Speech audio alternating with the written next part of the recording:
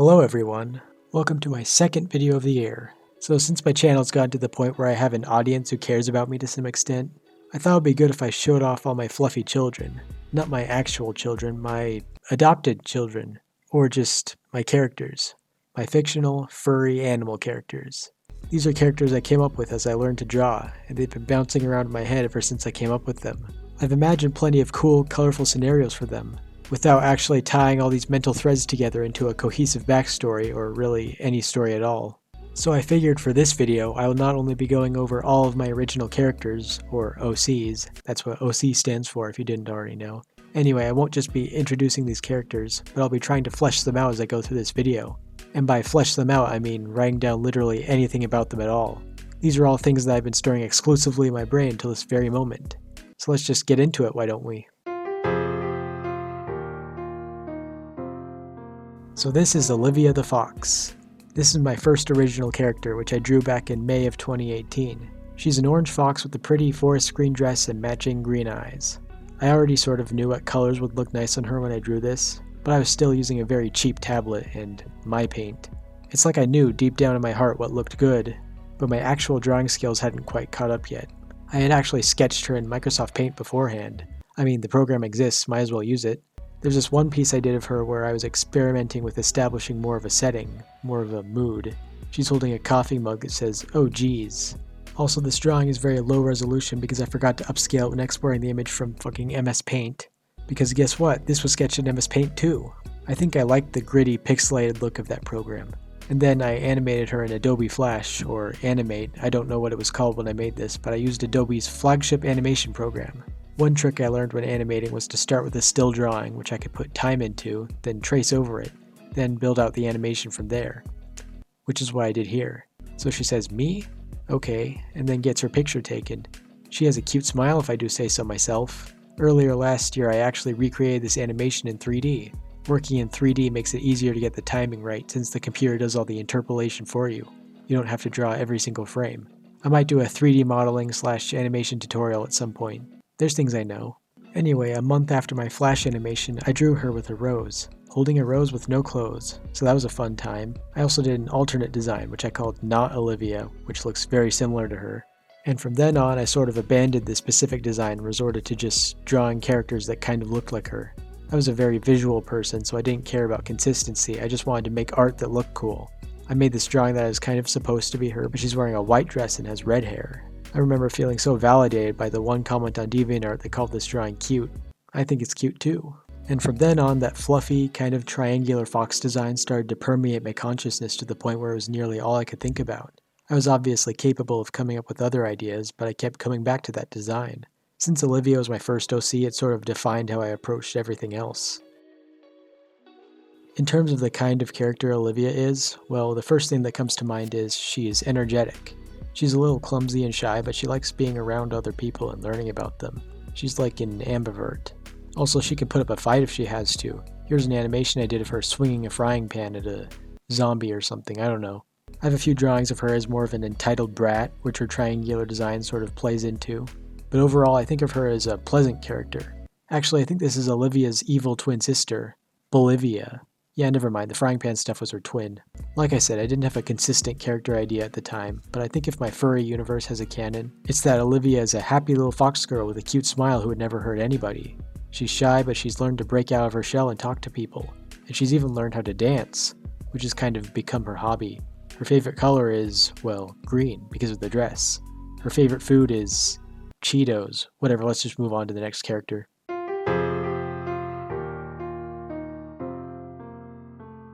So this is my second original character, Steve the Coyote. I was still getting into the Looney Tunes at the time, so I guess I wanted to draw something inspired by Wile E. Coyote. I guess Steve is like his son or something, or at least his protege. He has really long ears and a snarky personality. I would imagine he has an Australian accent. Yeah, he talks. He doesn't know why Wiley's so quiet, he personally just can't stop talking. Now, I didn't draw Steve nearly as much as I drew the other characters. I don't really know why. I just sort of stopped. But I did recently draw him in my meme image where everyone's looking at the camera laughing at you. Yes, you. Why are you so small? But other than that, that's pretty much it. Alright, moving on.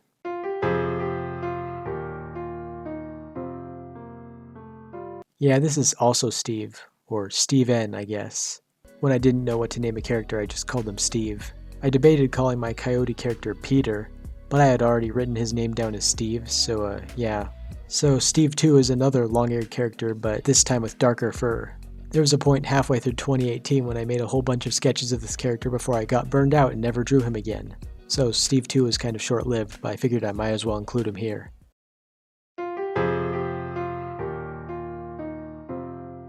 So I originally came up with this character because I wanted to draw something that was a little closer to how people on the internet draw furry characters, i.e. shirtless. I didn't have a name for this character at first, but I eventually sort of decided on the name Todd. So Todd is a very edgy, confident character who only ever wears pants. There's an old proverb I just made up that goes, "Don't ask why an animal character is shirtless, ask why they're wearing clothes at all." The answer here, of course, is that jeans are quite stylish.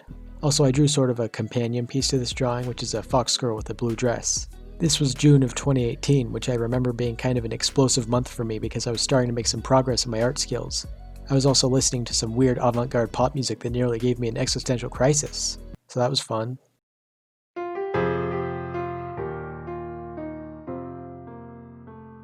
I'm gonna be honest, I racked my brain trying to name this character.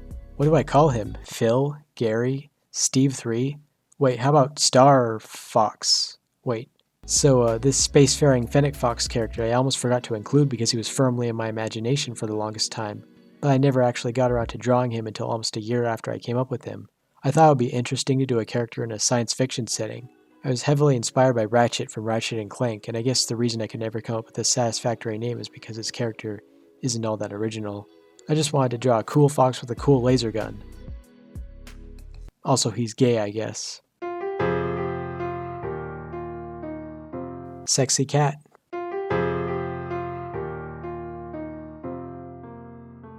Alright, we've arrived at Jenna. Out of all my original characters, I think this character resonated with me the most, apart from Olivia, who obviously resonated with me because she was the first OC I ever drew. This is a pink squirrel girl with purple hair. I eventually gave her blue hair to add more color variety, but yeah. This was the character that made me realize that I had the power to draw whatever cute or attractive character I wanted. I had a crush on this character for a while, actually. In terms of personality, well, I never officially gave her one, and I still don't really know what it is. But the next character, on the other hand...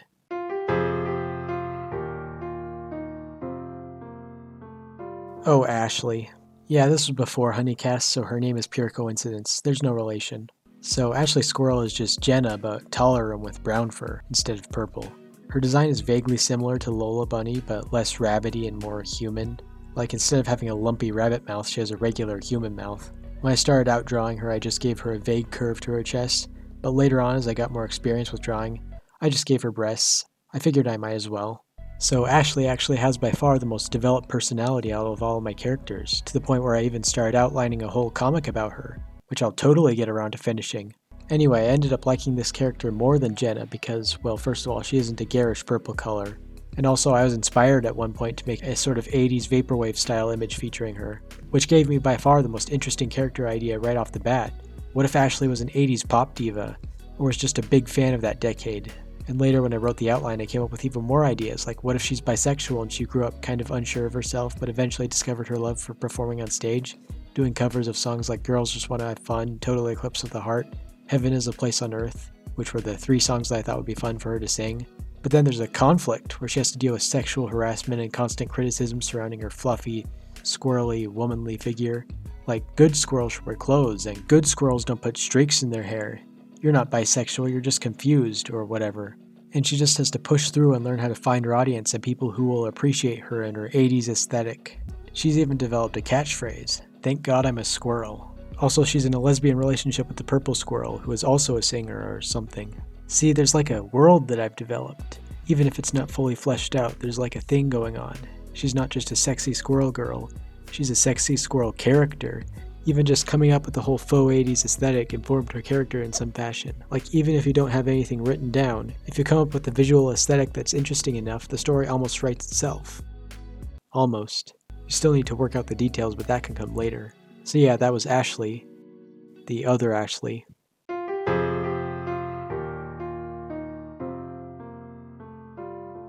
So this is May 2019. 1 year after I drew my first OC, and at this point I had sort of a series of squirrel girls. I think I just liked how the two words rhymed. Also, I liked their round faces and bushy tails. So Sadie here was originally a skunk, but I didn't want to go with just black and white because that's a little boring. I like colors, and also she looked a lot like my other squirrel characters, so I just made her a squirrel. So Sadie, I eventually decided, is asexual. She doesn't have any romantic or sexual interests, she just likes to exist and learn more about the world. I kind of pictured a storyline where she lived in the forest until she gets adopted by some other character, and at first she's frightened, she feels like she's been captured, she wonders if she's going to get eaten, but her new adoptive father is kind to her and teaches her stuff, like how to drink from a cup, and she slowly learns about the world around her, and then she slowly learns to express herself. See, I keep coming up with the same story for all my characters. I wonder if I'm projecting aspects of myself into my characters. Maybe I'm the shy character who's slowly learning to express himself in real life.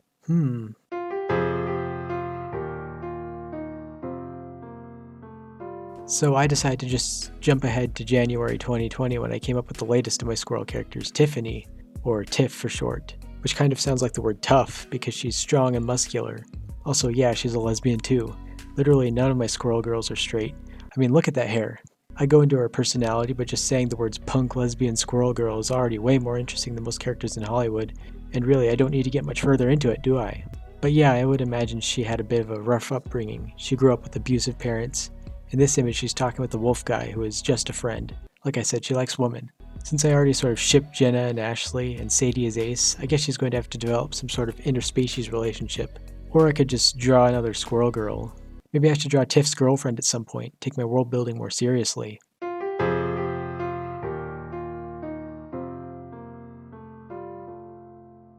So now we're back to 2018. So I first envisioned Katherine.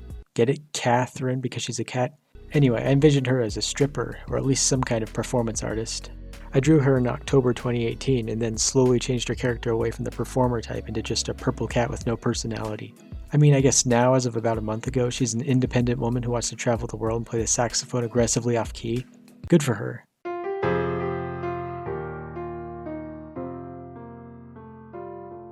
I was drawing random animal designs and drew this cat with weird curvy stuff coming out of her head and super ornate shoulder pads, and it inspired me to come up with a cat princess or a cat queen or whatever. I even animated her, but I never finished the animation because again, animation is hard. Or at least finished animations are hard. I redrew her last year, but that's about it for Francesca the cat princess. Yeah, I gave her a really long name because long names are fun.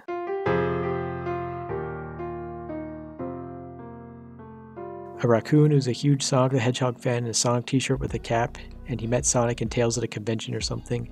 I just thought it would be funny if the Sonic the Hedgehog fandom existed in the Sonic universe, and everyone wanted to lick the feet of a very real hedgehog.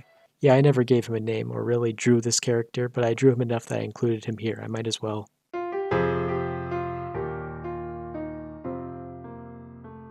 So at some point in July 2019, which is kind of similar to June of the previous year in that I came up with more crazy ideas and listened to more crazy music, I came up with an androgynous, non-binary version of Bugs Bunny. I had recently learned about non-binary people and thought the concept of not identifying with either gender was pretty cool, so I made a character about it. I didn't give them a name because I had literally no experience with non-binary names, so I just picked a random mineral and went with it. So Flint here goes by they, them. I considered making them a gay man, but thought, now we gotta have a they, them. I imagined them as being a flamboyant pop diva type character, very sexually open. I was greatly inspired by Doria and Electra, who is this non-binary person in real life. In a perfect world, I'd be able to make a whole music video starring this purple rabbit, but I don't want to risk getting a copyright strike for including the entirety of Fembot by Charlie XCX. Also, animation's hard. Speaking of Charlie, here's a one-off character concept for Charlie XCX's persona, Charlie FOX. Just thought I would include her here too, so everyone can appreciate my glorious animal pun.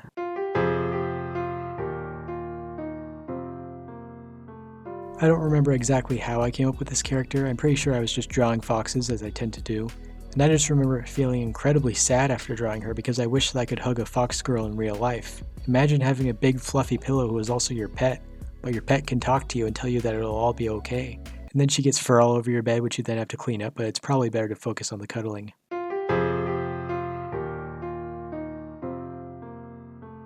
Here we continue the trend of being inspired by music. For those who are unaware, in September 2019, Cashmere Cat, the guy who co-produced Kanye West's Wolves, released an EP called Princess Catgirl. I think he might be a furry, but I'll probably need more evidence to back that up. So I took the persona of a popular producer and made my own character out of it. I never gave her a name since she was more of a concept than a character, but I've just now decided her name is Mary, because she has a merry disposition. I developed her into a character that likes winter and hot cocoa. She has a beautiful cat family and she hums while she prepares soup in her little cottage. So basically a Disney princess is a cat, but she's a mother and not a princess. I imagine her talking like, "Oh, that would be wonderful, and I didn't mean to frighten you." So yeah, a whimsical Disney cat who's all bundled up in her coat and scarf as she sings songs to herself. Very wholesome.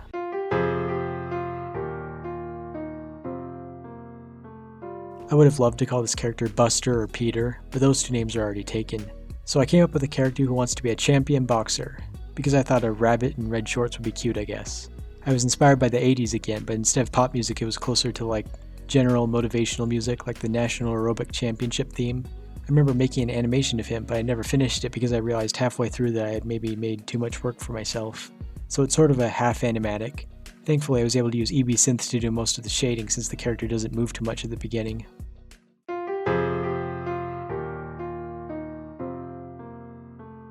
So Kitty here is a surprisingly well-developed character considering how infrequently I drew her. She's an incredibly spoiled brat cat. As a 5-time winner of Best in Show, Kitty has everything handed to her in a silver cat bowl. Metaphorically, of course, her actual cat bowl is pink. If Mary was a Disney heroine, this would be the Disney villain, but not like the traditional Disney villain, more like Darla Dimple from Cats Don't Dance, which is not a Disney movie, but you get the point. Kitty is just a tiny little ball of rage who needs everything to go right or she will lose it, and you don't want to see her when she's lost it.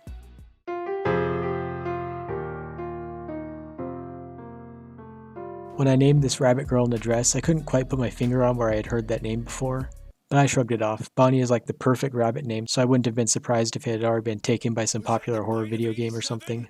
Yeah, at this point in my art, I kind of just gave characters names because I felt like it. I never really developed their personalities. I suppose Bonnie likes to party, but unlike Olivia, she's not as shy, I guess. She has a big old bow on her head. She's very fashion forward.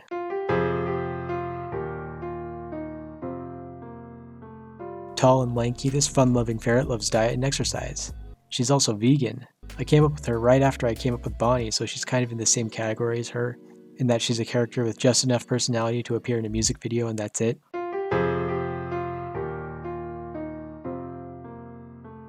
I listened to I Want to Be Evil by Eartha Kitt and thought, what if a possum sang it?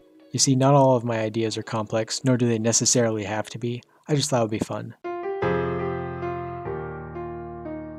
Look, I'm just naming my unnamed characters on the spot, okay? Let's go with Eva, like Eva Gabor, or however you pronounce her name. So Eva is a high society wolf who's gotten lonely and is in need of a romance. I kind of wish I'd drawn her more, but hopefully this video will inspire me to wrangle all my characters together and build on their stories and designs.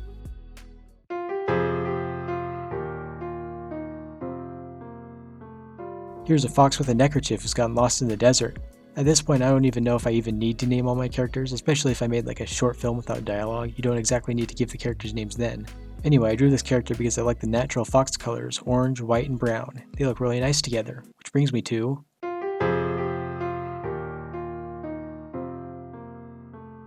Yes, this is when my YouTube channel started to lift off the ground. I first drew this fox back in December of 2019 when my channel was still in the idea phase. I kind of changed his design in June when I made this banner featuring him. This channel was originally going to be more focused around my art and animation, which now that my audience has grown, I finally feel comfortable shifting back towards that, but anyway. I drew this fox because I wanted to see if I could draw in an abstract icon style with thick outlines, like the sort of thing that could become an enamel pin or something. And then that became my channel icon, and then it became my character. I feel like I should give him more of a unique design at some point, but he seems to do his job well as it is, so I guess he can stay for now.